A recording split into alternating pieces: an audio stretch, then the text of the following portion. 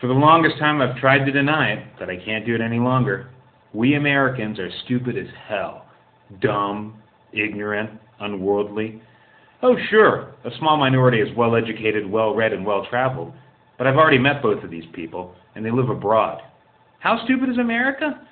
Let's look at the statistics, something which Americans usually hate to do unless it involves batting averages. Nearly 50% of Americans cannot read well enough to find a single piece of information in a short publication. I've got a feeling this includes our president. You know, perhaps Americans stuff their brains with too much religious fantasy instead of facts. 61% of Americans believe the biblical account of creation, Genesis, is literally true.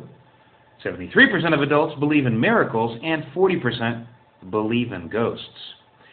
Even though most Americans think a bearded man in the sky invented the world in 6 days, they haven't bothered to actually read the Bible. 60% of Americans can't name 5 of the 10 Commandments, and 50% of high school seniors think Sodom and Gomorrah were married. Americans don't like maps either. A National Geographic survey of 18 to 24-year-olds showed that about 11% of them cannot find their own country on a map of the world. 69% could not find England. But we're still number 1 in science, right? Wrong. 20% of Americans believe the sun orbits the earth. So who's doing all that complicated technological work in the USA? Foreigners. 51% of all professional engineers in the U.S. are foreign-born, as are 45% of all professional computer scientists. American kids are busy studying business. What do Americans know about? Television. The BBC asked Americans to name the 5 freedoms named in the First Amendment. Only 1 in 4 could name one of the 5 freedoms.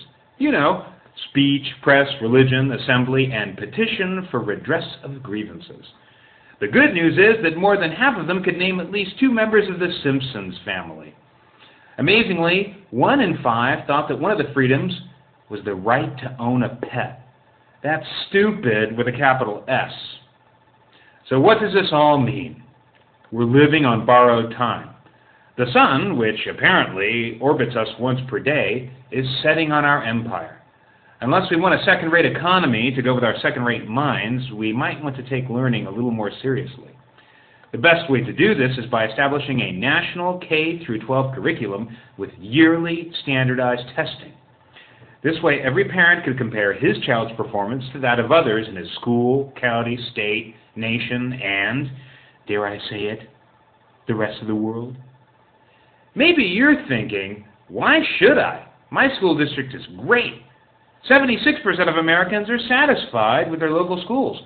Paradoxically, more than half of Americans are dissatisfied with the quality of American public education.